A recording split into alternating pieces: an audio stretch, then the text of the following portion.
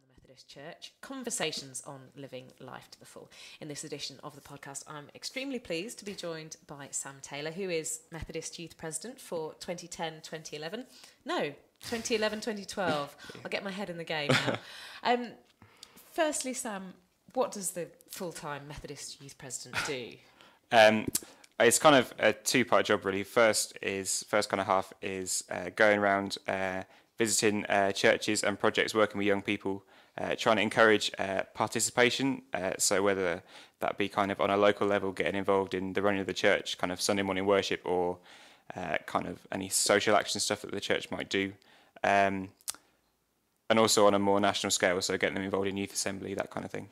And then the other half of the job, I suppose, is kind of making sure that what young people talk about at youth assembly and kind of on Generous and what I hear when I'm going around the country, that kind of gets heard and recognised and taken into account by kind of those people who make important decisions and stuff. So a kind of advocacy role for young people of the Methodist Church. Yeah, definitely. Great.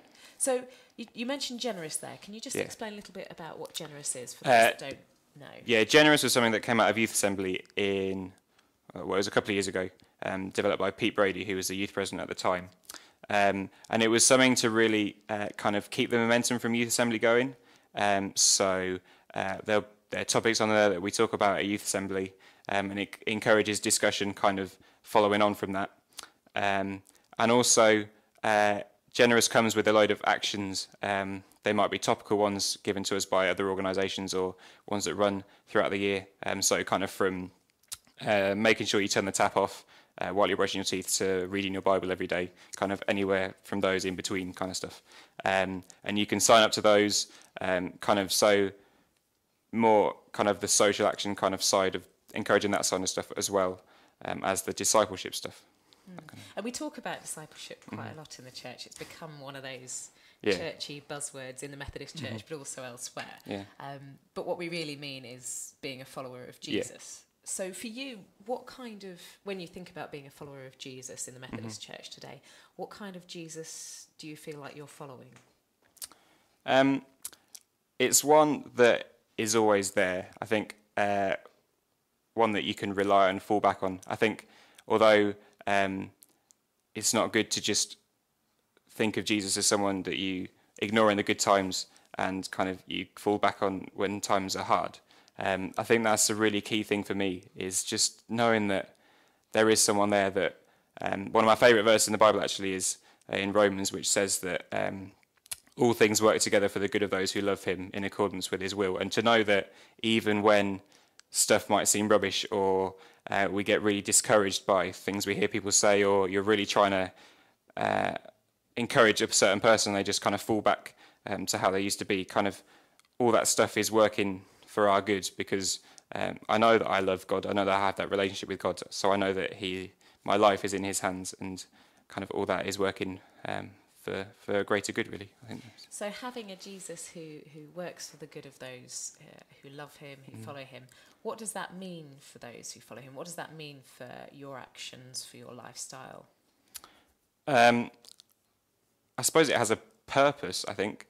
That's a really key thing for me. Kind of, I've been an op this past year, and kind of all the stuff I've been doing in that year, to know that has a purpose and that has a greater good, even when it might seem that we're getting nowhere or making no progress, to actually be mindful of the fact that that's working to something greater is a real encouragement. It's really easy to be. What does being an op involve for those who don't know sorry. An op is the Methodist Church Gap Year Programme. So it's 15 hours a week, 9 of those in a local project or a local church, working with young people, and the other 6 doing connectional things, so like going to youth assembly, going to conference, that kind of stuff. So getting involved. Yeah. And what project were you working in? I was working in a youth project in Wellingborough, the Wellingborough Youth Project, which runs Infuse Youth Cafe, which is a youth cafe right in the town centre. So I was kind of looking at the spiritual programme of what they do. So I've set up a cell group. I lead a monthly worship event at Infuse, and I've also set up something called Relate, which is like something for all the young people in Wellingborough, all the church young people in Wellingborough, kind of cross-denominational, kind of focusing on worship and fellowship and praying together, that kind of stuff. really going back to what it means to be church. So kind of not being held back by some of the restrictions that come with being in a certain denomination, but really just kind of building on the idea in Acts of the early church and kind of not needing a building or any of the kind of frilly bits that come with church, but just getting right back to kind of the relational side of things. So encouraging each other, sharing together, that kind of stuff.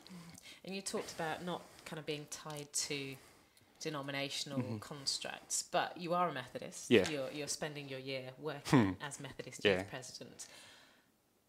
If a young person, wherever they're from, decides to become a Christian, why might they be interested in Methodist Church? What for you makes Methodism the home for you, to be in, the place for you?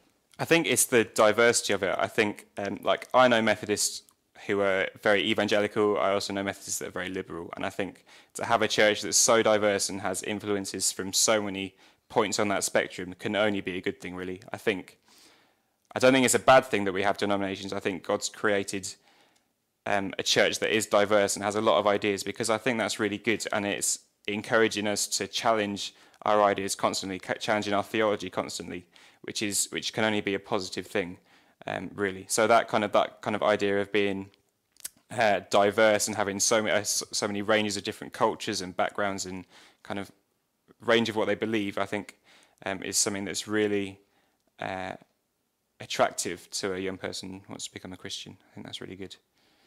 And your work is essentially all about encouraging what we say participation, and what we mean is getting involved in all areas of church life, definitely. not just youth groups run by young people for young people. We want to move beyond that, but it often happens naturally in churches that people of the same age will group together, and you do get kind of not necessarily conflicting divides, but in a church you will get people grouping together according to age range.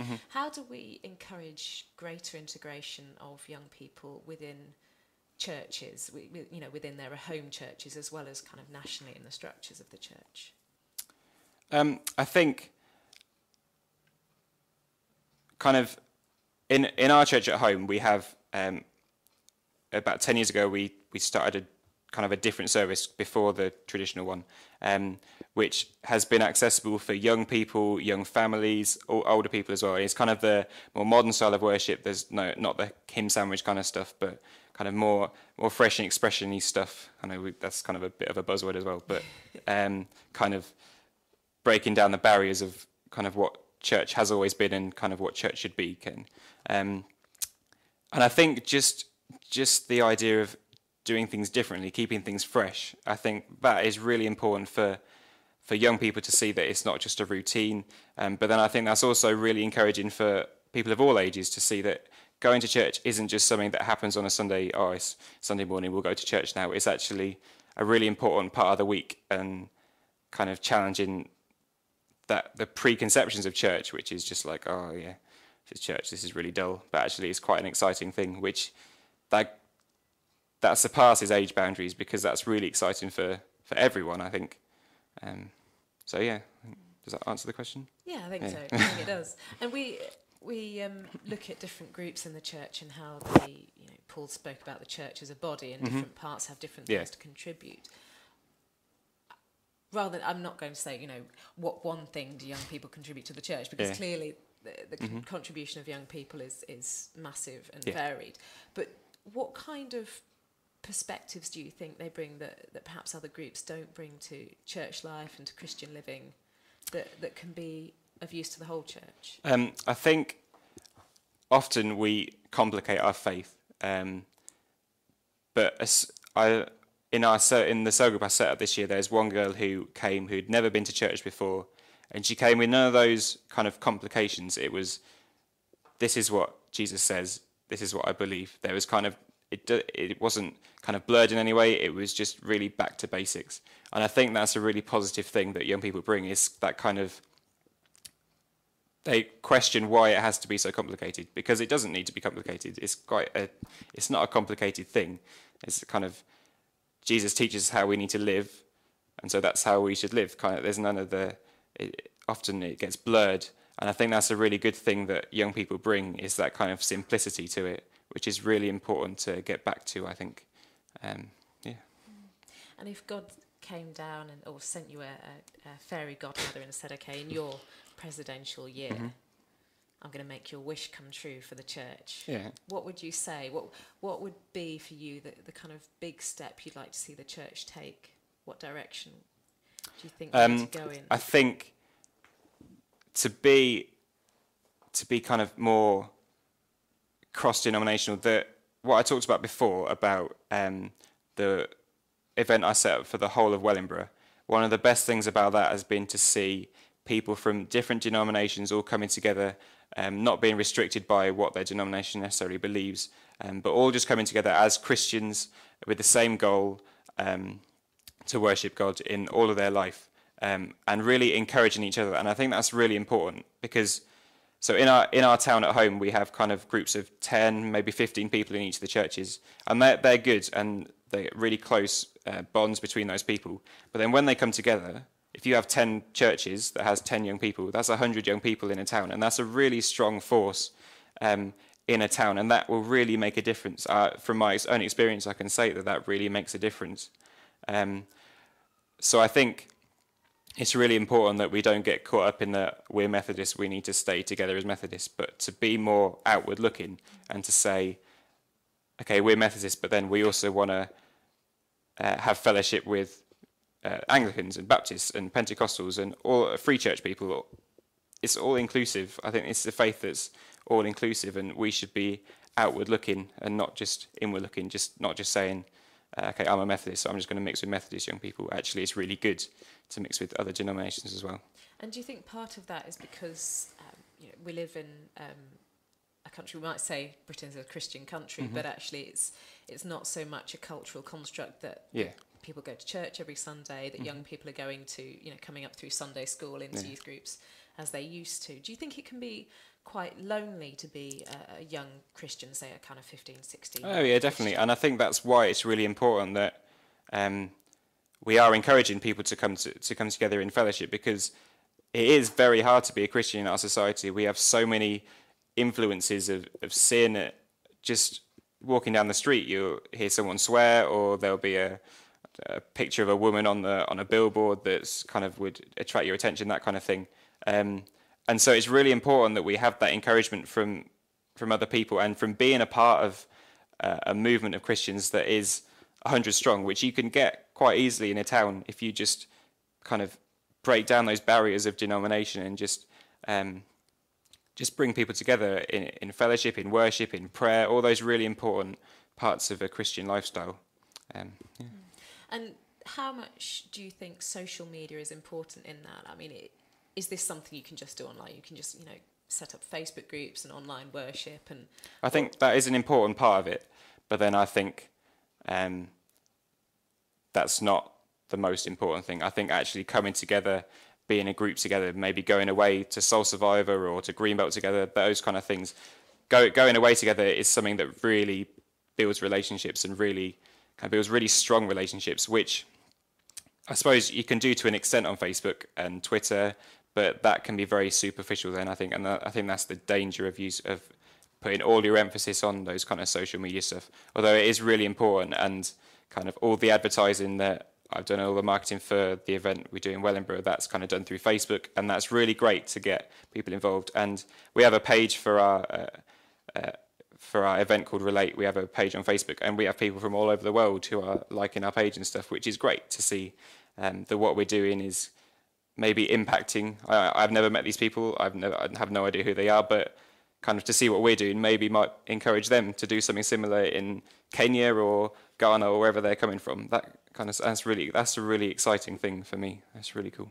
And finally, if one of the young people you work with in Wellingborough or wherever said to you, okay, so if I come to church, what difference is it going to make? What's the relevance of church to my life in 2011, 2012 in Britain? What would you say is the most important thing? For me, it's the fellowship of it. I think we get too caught up in the routine of Sunday morning worship, and I think we have a 45-minute service, and that's on a Sunday morning. That's great, but actually the bit I enjoy most is going to Costa afterwards with everyone, because my church family at home, my people are from church, is just like an extended family, and I think that's that's probably the key thing for me. We can pray on our own, we can go to small groups and have that worship time, that prayer time in those small groups, but actually to come together in a church on a Sunday morning as a body of Christians, and to have that fellowship together, that time to share together in maybe what we've learned throughout the week or what struggles we're having at the moment. I think that's probably the key thing for me, I would say. Well, thank you, Sam, for your time. We are out of time. But if you're listening and you want to track down some more of the design podcasts, you can visit www.methodist.org.uk/design. That's DSIGN. And if you want to reflect on the issues further after listening to this or one of the other podcasts, either for yourself or in a small group, you might like to make use of the design postcards as well as the podcasts. More info about them can be found on the website too. Thank you, Sam.